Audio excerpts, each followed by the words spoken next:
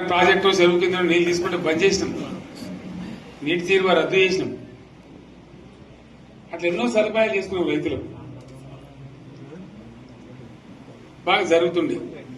అప్పుడప్పుడు ఏమవుతుంది, కొన్ని దుష్ట దినాలు వస్తాయి, చెడు గడియలు వస్తాయి. మనోళ్ళు కూడా అలవోకగా ఓట్లేసారు. మీరు గొప్పలో మీరు మాణిగ్రామం గెలిపించారు. కొన్ని నియోజకవర్గాలలో అత్యాశకు పోయి నేను చెప్పిన కూడా అప్పుడు మంది మాటలు పట్టుకొని మారమానం పోతే మళ్ళీ వరకు ఇల్లు కాలిపోతారు. వీళ్ళని నమ్మితే అమాంతం మింగుతారు, మోసపోతాం. రైతు బంధుకు రామరామ అంటారు, దళిత బంధుకు జై భీమ్ అంటారు. వీళ్ళు ముంచుతారా నాయన అని చెప్పినండి. ఆయన వాడు తులం బంగారం ఇస్తా, నీకు ఏంటి, నీకు బంగారం వడ్డానం పెడతాను కానీ ఆయన నమ్మి ఏమో మీ సంగతి ఎంతో చూద్దామని ఆయన వేశారు. వేసింది ఇరుకపోయారు, బావిలో పడ్డారు, అయిపోయి ఉన్నాయి అన్ని వీకే. మళ్ళీ మొదటికి వచ్చానా కైలాస వాడలో పెద్ద పంపించినట్టు అయింది. మళ్ళీ అంతే కదా, ఆలోచన లేకుండా ఎటు పడితే అటు ఎవడో ఏదో చెప్తే నమ్మి ఓట్లేస్తే ఏమైంది అనేది ఒక మంచి గుణపాఠం ఇది తెలంగాణ. గ్యారంటీగా మంచిగా సంసారం జరుగుతుంది. జర తువ్వకొచ్చినాం, రైతులు ఇంత ముఖం తెలివైతుండ్రి, ఇంత బాకీలు కట్టుకుంటుండ్రి. ఎంతో మంది పాపం సిటీలు వేసుకుందరు, ఏదో వేసుకుందరు.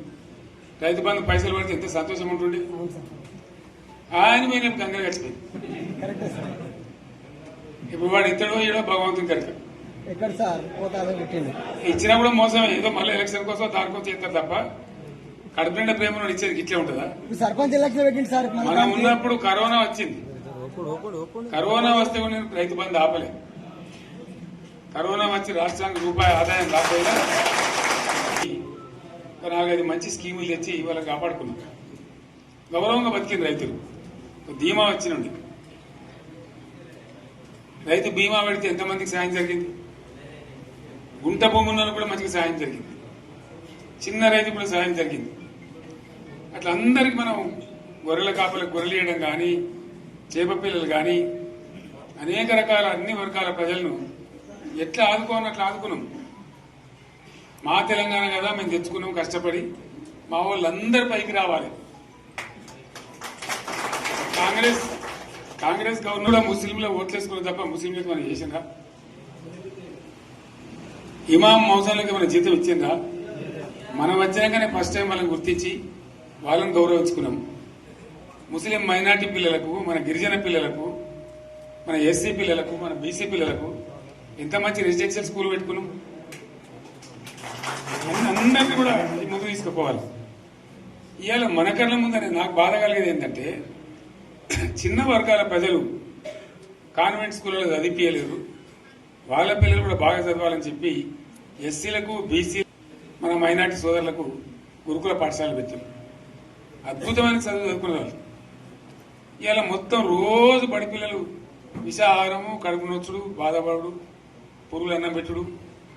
పిల్లలు వెళ్ళిపోతున్నారు, ఆ స్కూళ్ళ నుంచి ఇళ్ళకి వెళ్ళిపోతున్నారు.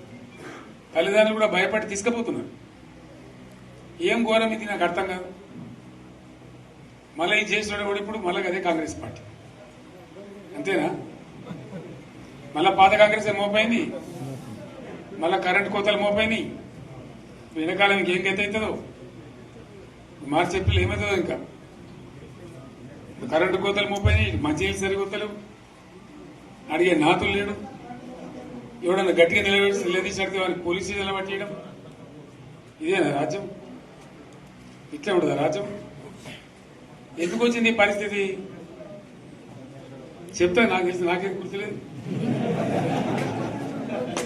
నేనేమంటున్నా అంటే, ఇట్లా అనేక పనులు చేసుకున్నాం మనం. గోదావరి నుంచి నీళ్లు తెచ్చుకున్నాం. నీళ్లు తెచ్చుకొని మంచినీళ్ళ తర్వాత సాగునీళ్ళు ఎంపడబడ్డారు.